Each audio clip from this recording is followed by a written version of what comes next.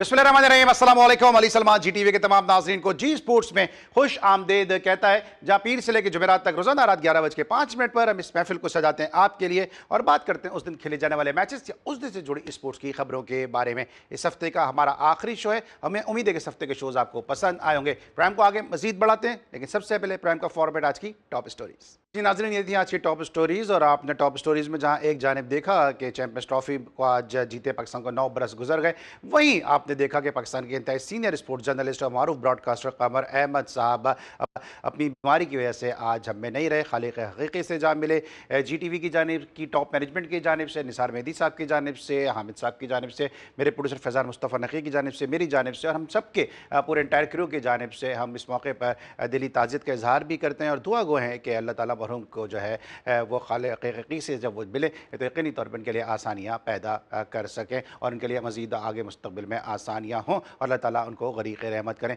यही नहीं कि ना सिर्फ जी टी वी की फैमिली की जानिब से, बल्कि हमारे जो मुख्तलिफ गेस्ट हमारे शोज़ में आते हैं, साजिद खान साहब हमारे साथ होते हैं, सगीर अब्बास साहब हमारे साथ होते हैं, सादिक मोहम्मद साहब हमारे साथ होते हैं, साथ साथ अब्दुल रऊफ़ साहब हमारे साथ होते हैं, शोएब मोहम्मद, आमिर मलिक और बहुत सारे दीगर गेस्ट, आसिम मुश्तबा साहब, इन सब की जानिब से, हुमायूं फ़िदा हुसैन साहब की जानिब से और अमीरुद्दीन अनिल क्रिकेट के इनकी जानिब से जो है जो ताज़ियत भी पहुँचाते हैं और इन सब के जो फ़ोन हम तक पहुँचे हैं कि जनाब कमर अहमद साहब की जो खिदमात हैं उनको उन्होंने खराज अक़ीदत भी पेश किया और उनकी जो है वो दर्जात बुलंद करने के लिए सब दुआ गो हैं कि अल्लाह ताला मरहूम की मग़फ़िरत फ़रमाए। एक बहुत बड़ा खला है जो पाकिस्तान की सहाफ़त में, पाकिस्तान की स्पोर्ट जर्नलिज़म में, पाकिस्तान की ब्रॉडकास्टिंग इंडस्ट्री में कमर अहमद साहब के जाने से पैदा हुआ, क्योंकि एक उस्ताद की हैसियत रखते थे और इन्हीं तस्वीर में आपने देखा कि जो आखिरी मुलाकात मेरी उनसे हुई वो डॉक्टर नौमान नियाज़ साहब की किताब की रूनुमाई में हुई और उसके बाद आज वो हम में नहीं रहे। हमारी दिली ताज़ियत एक दफ़ा फिर मरहूम की फैमिली के साथ है। ब्रेक लेंगे, वापस आएंगे, मज़ीद बात करते हैं।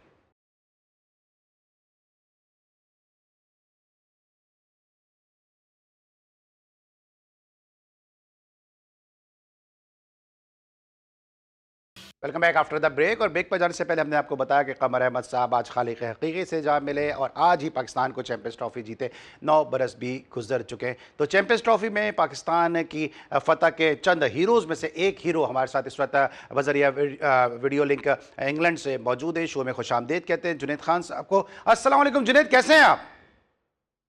वालेकुम अस्सलाम अली भाई, बस अल्लाह का शुक्र है, आप सुनाओ। मैं बिल्कुल ठीक हूँ। जुनैद, आप तक ये खबर पहुंची होगी, ये मारूफ सहाफ़ी कमर अहमद साहब आज खालिक हकीकी से जा मिले और मुझे वो मैच याद है कि जहाँ पे उनके 400 टेस्ट मैच हुए थे और श्रीलंका से पाकिस्तान की टीम मैच खेल रही थी और वहाँ पे उनको जो है शील्ड दी गई थी मोइन खान साहब की जानिब से। आप उस टेस्ट मैच में पाकिस्तान की प्लेइंग 11 का हिस्सा थे।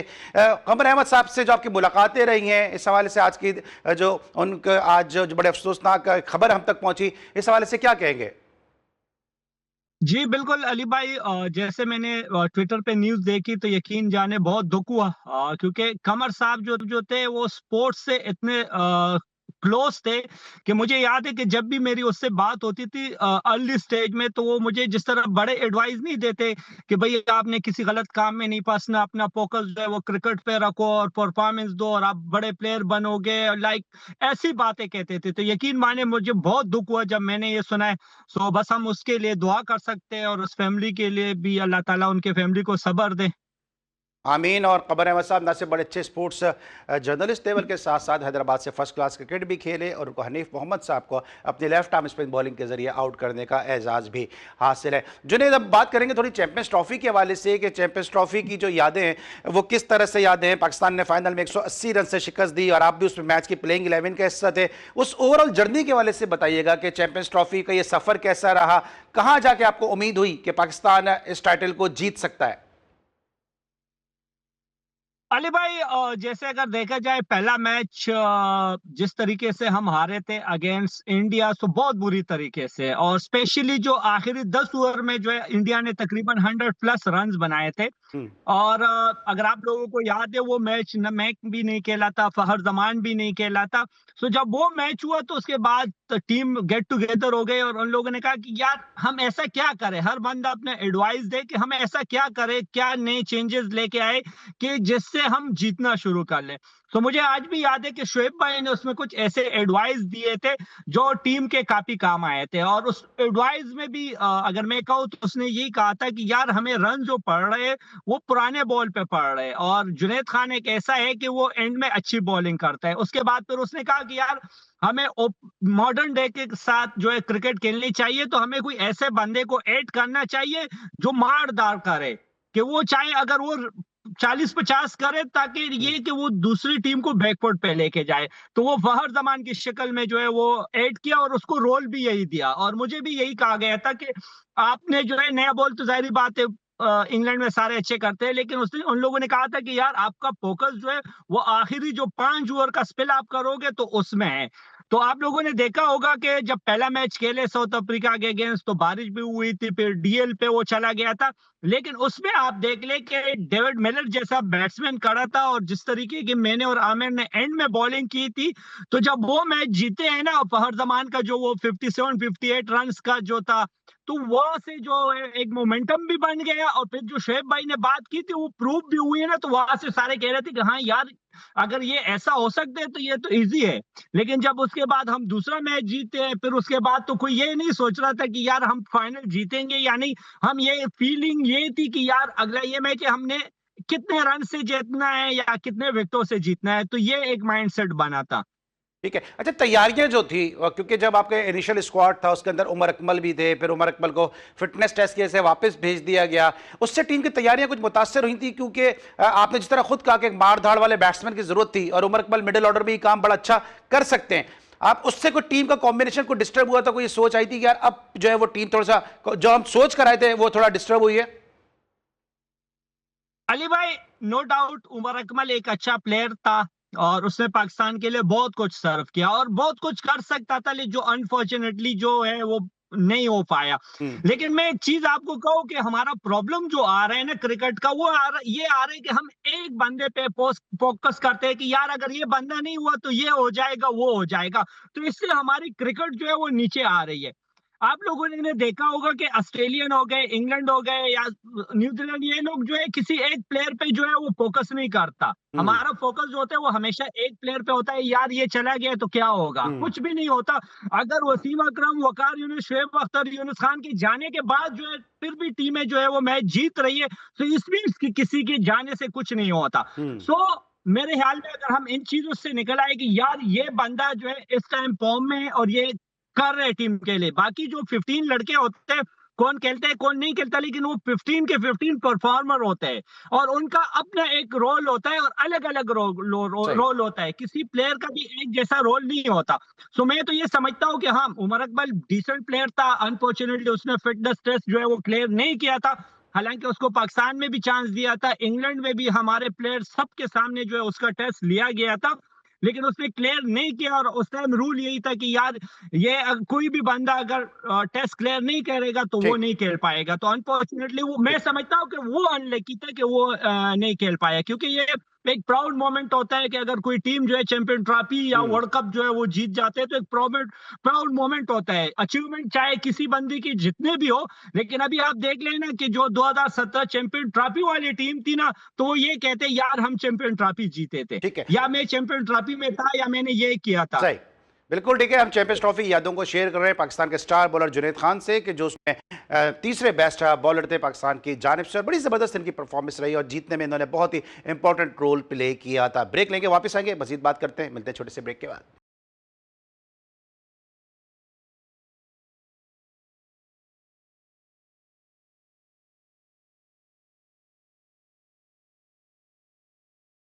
Welcome back after the break. Junaid Khan साहब हमारे साथ मौजूद हैं। पाकिस्तान क्रिकेट पे तो हम बात कर ही रहे हैं, लेकिन साथ साथ जुनैद, जिस तरह इंडिया के टूर में बॉलिंग की थी, जिस तरह विराट कोहली जैसे बैट्समैन को इन्होंने तंग किया था, आउट किया था, इस पे थोड़ी सी बात करते हैं। जुनैद, हमने ये देखा कि विराट कोहली को सभी इस वक्त जो है दुनिया क्रिकेट का जो वो डॉन समझते हैं, किंग समझते हैं, किंग कोहली कह के उनको बुलाया जाता है, लेकिन अगर विराट कोहली को किसी ने तंग किया तो हमारे अपने जुनैद खान थे। अब हम देख रहे हैं कि सूर्यवंशी एक ऐसा प्लेयर आया है कि जिनको कंपेयर किया जा रहा है कि वो फ्यूचर स्टार है।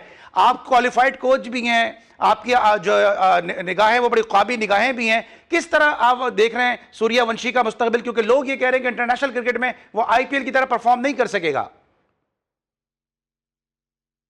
अली भाई, नो डाउट विराट कोहली को अगर कोई किंग कहता है ना, तो उसके पीछे जो है उसकी परफॉर्मेंस है, और परफॉर्मेंस जो है वो अपने लिए नहीं है, जो हम्म। टीम के काम आते हैं परफॉर्मेंस, तो वही है, तो इसलिए उसको किंग कहते हैं।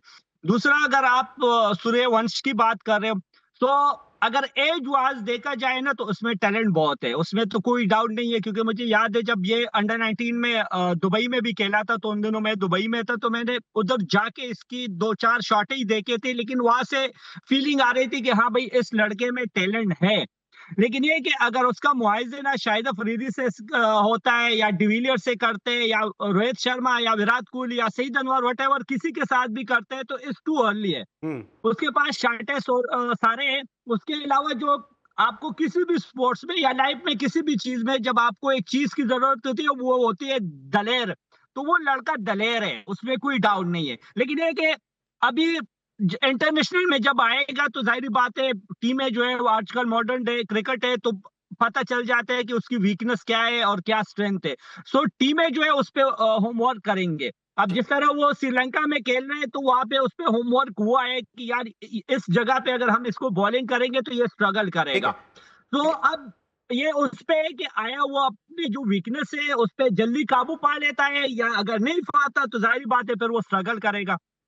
बिल्कुल ठीक है। दूसरी तरफ हम देख रहे हैं कि हम पाकिस्तान में मुसलसल चांसेस दे रहे होते हैं, मुसलसल कह रहे होते हैं कि हम गलतियों से सीख रहे हैं, हम लर्न कर रहे हैं, कभी हार है कभी विन है, और बहुत सारे ऐसे डायलॉग हैं जो आप तक भी पहुंचते होंगे, क्योंकि आपने तो सब कैप पाकिस्तान की पहनी है, पाकिस्तान को आपने विक्ट्रीज दिलाई हैं। आपको हमसे ज्यादा एक जैसे स्टेटमेंट सुन के, पाकिस्तान की पैथेटिक परफॉर्मेंस देख के अफसोस होता होगा। दूसरी तरफ हम देख रहे हैं कि वर्ल्ड कप के जो विनिंग कैप्टन है सूर्य कुमार यादव, उनको भारत ने जो कप्तानी से हटा दिया है। ये फैसला किस तरह से देख रहे हैं आप बीसीसीआई का? आप समझते हैं कि ये एक अच्छी अप्रोच है, या आप समझते हैं कि विनिंग कप्तान को बीसीसीआई को एक लॉन्ग रन देना चाहिए था?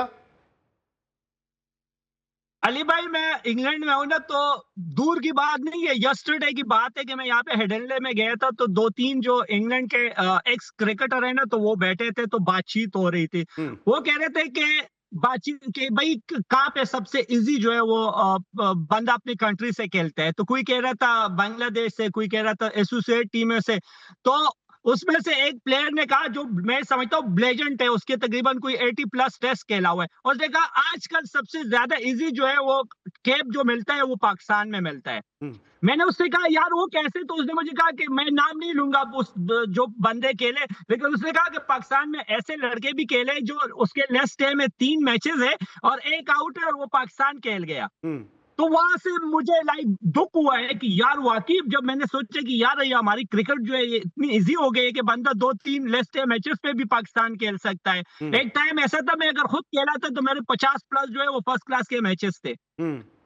50 से ऊपर लिस्ट ए के मैचेस थे, फिर जाके जो है वो हम लोग खेले। लेकिन अभी जो है वो इतनी जल्दी मिल जाते हैं ना कि लड़के जो है फिर उस तरह की मेहनत नहीं करते, एक पीएसएल का इनिंग्स खेलो और बस पाकिस्तान खेलो। दूसरा, अगर आप इंडिया की बात कर रहे हो, तो आप देख ले, वो ये नहीं देखते कि भाई ये प्लेयर उसने पास में क्या किया, वो कह रहे कि अभी प्रेजेंट में क्या कर रहे।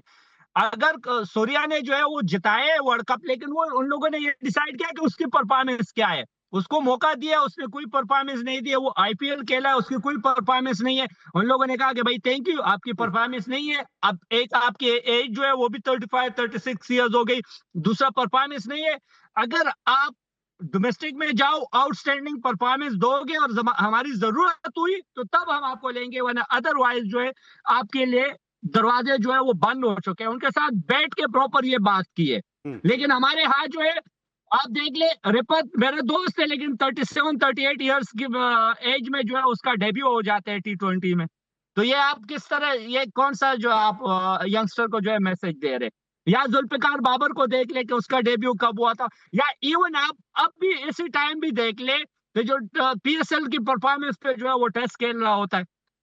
ठीक है। ऑलराइट, जुनैद खान साहब के साथ गुफ्तगू का सिलसिला जारी है। इस वक्त हम लेंगे ब्रेक, और जब ब्रेक के बाद वापस बात करेंगे मजीद चैंपियंस ट्रॉफी के हवाले से भी, और साथ साथ पाकिस्तान के मौजूदा क्रिकेट के हवाले से भी। मिलते हैं एक छोटे से ब्रेक के बाद।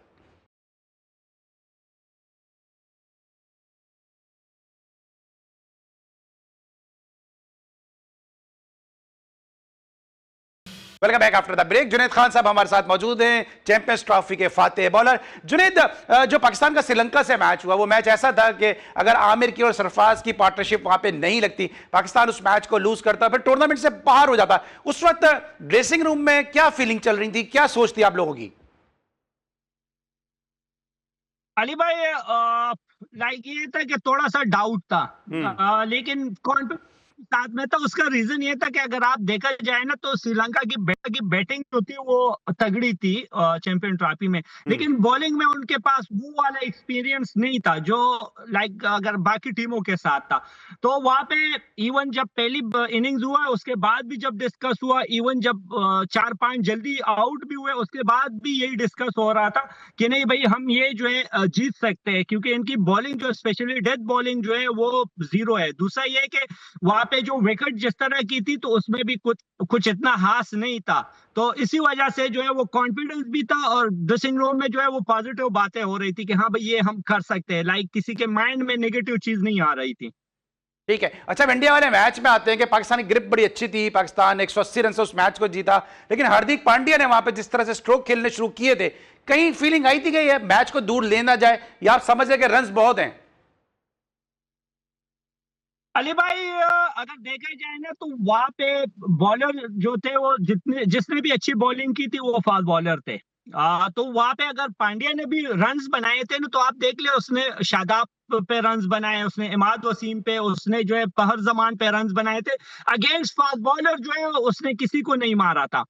तो वो जो सिचुएशन थी, जब पहर को रन्स पड़े हैं ना, तो उस टाइम भी जो है जब हम सारे इकट्ठे हुए, तो हमने कहा यार ऐसा है कि हसन है या मैं हूँ या आमिर है, हम तीनों में से किसी एक को लेके आते, क्योंकि अगेंस्ट फास्ट बॉलर इस विकेट पे जो है वो स्ट्रगल करेगा। लेकिन ये है कि वो सारे ये कह रहे थे कि अभी टू अर्ली है और अभी बहुत रन्स पड़े हैं और ये लोग कर नहीं सकते।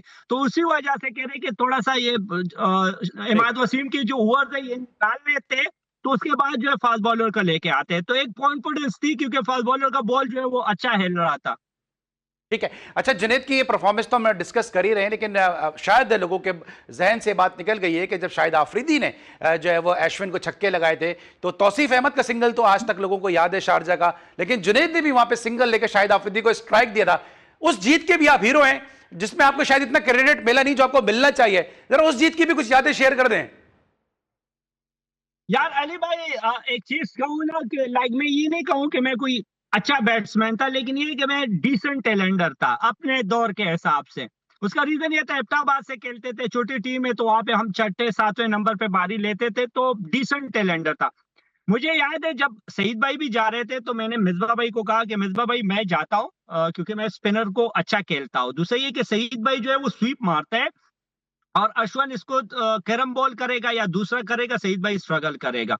तो सईद भाई साथ में बैठे थे, सईद भाई ने कहा नहीं मैं जाऊंगा। तो मिसबा भाई ने कहा कि ओके सईद भाई, सईद आप जाओ, लेकिन आपने स्वीप नहीं मारनी।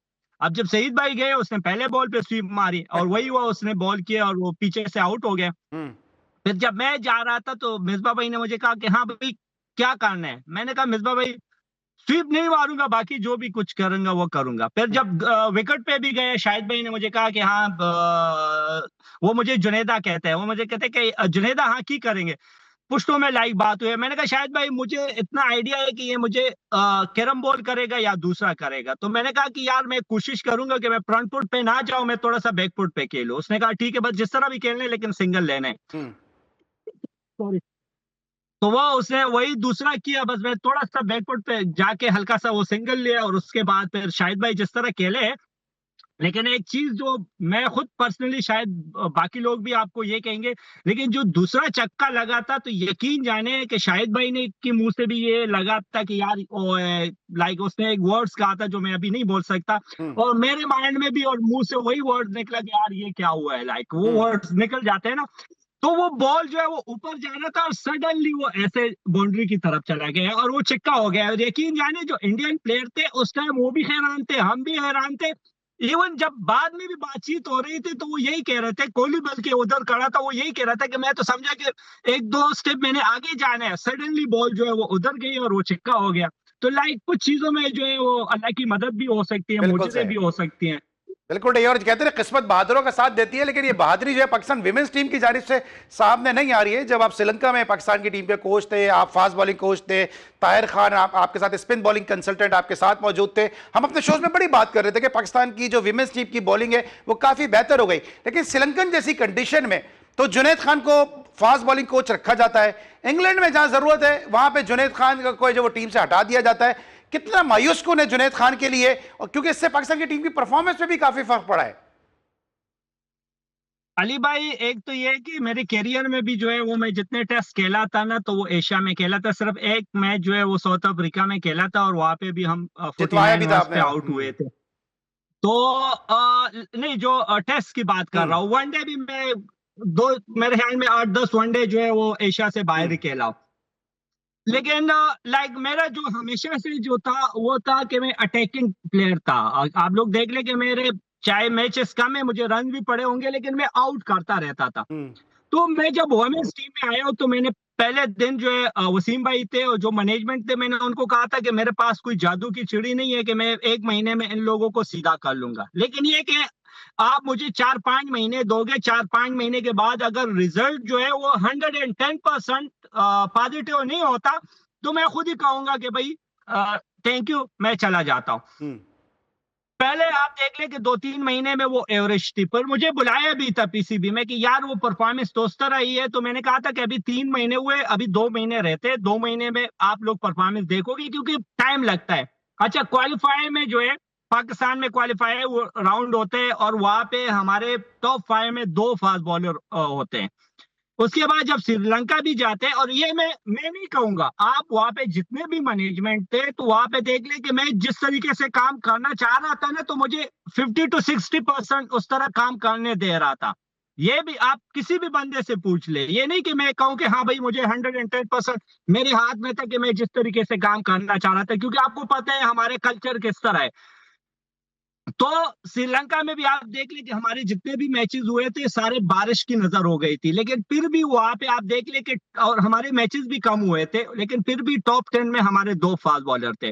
और पाकिस्तान के हिस्ट्री में फर्स्ट टाइम ऐसा हुआ था कि किसी एशियन कंडीशन में हमारे 2 फास्ट बॉलर खेल रहे हैं।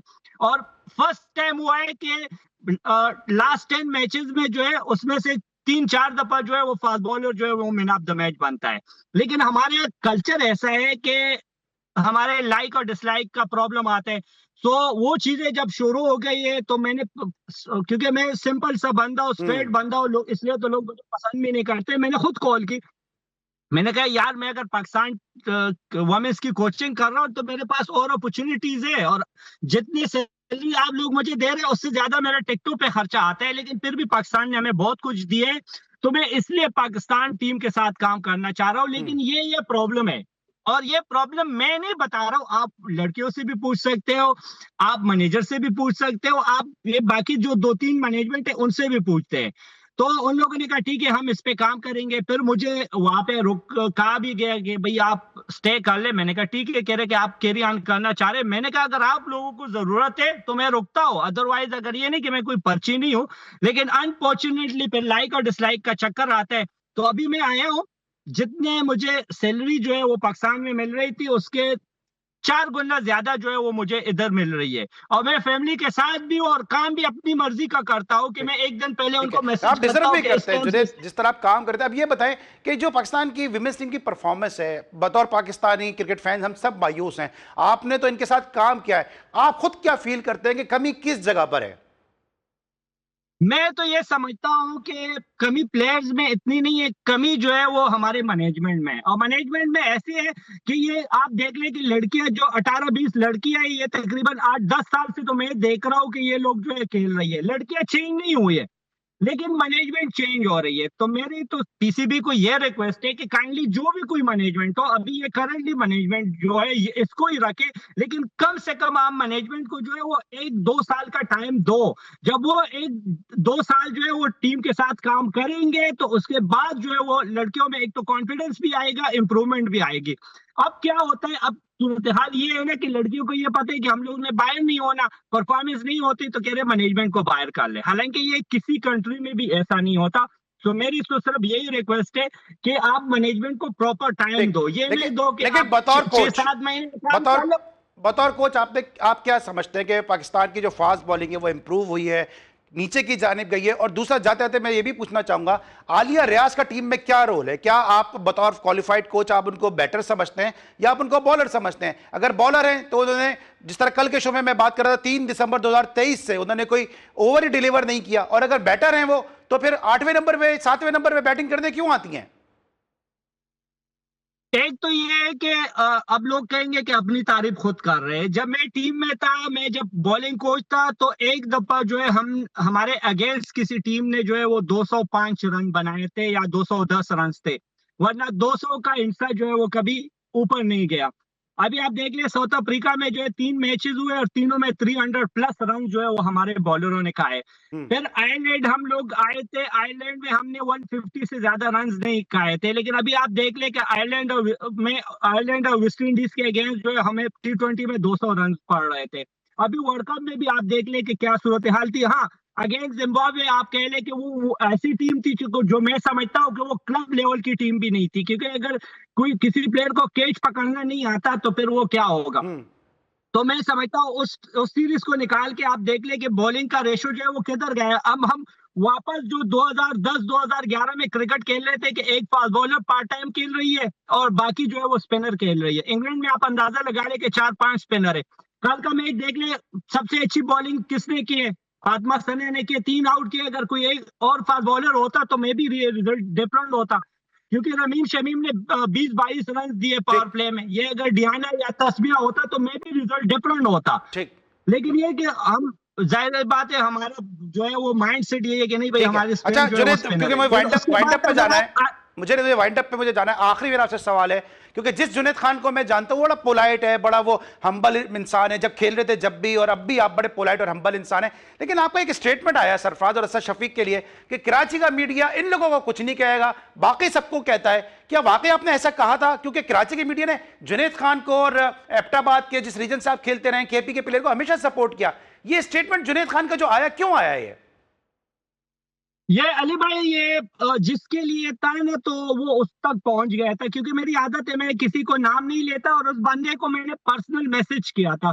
क्योंकि मुझे याद है जब हम लोग कोच बने थे ना, तो उसने कहा था कि बल्कि मैं नहीं बना था उन दिनों, जो है उमर भाई जो है वो कोच वगैरह बने थे, तो वो हम एक जगह पे बैठे थे, तो उसने मेरे मुंह पे कहा कि यार ये क्रिकेट बोर्ड है या ये पठानों की जगह है। तो मैंने उस टाइम उसको कहा कि यार उमर गुल की बहुत सर्विसेज है पाकिस्तान के लिए और वो शरीफ बंदा है। खैर वो बात हुई है। फिर जब ये चीजें हुई है ना, तो उस बंदे को मैंने एक मैसेज किया है किसी और काम के लिए, क्योंकि वो एक छोटा लड़का है, उसके पीछे लग गया था। तो मैंने कहा यार इसकी ये परफॉर्मेंस है, ये परफॉर्मेंस आप चेक कर ले। लेकिन उसने उल्टा वजह कुछ और चीजें कही है, तो मैंने कहा इस ओके। तो फिर जब ये चीज बनी है तो मैंने उसको कहा कि भाई मैं कराची या सिंध या उसके अगेंस्ट नहीं, मैं पाकिस्तानी हूँ, मैं किसी उस पर बिलीव नहीं करता।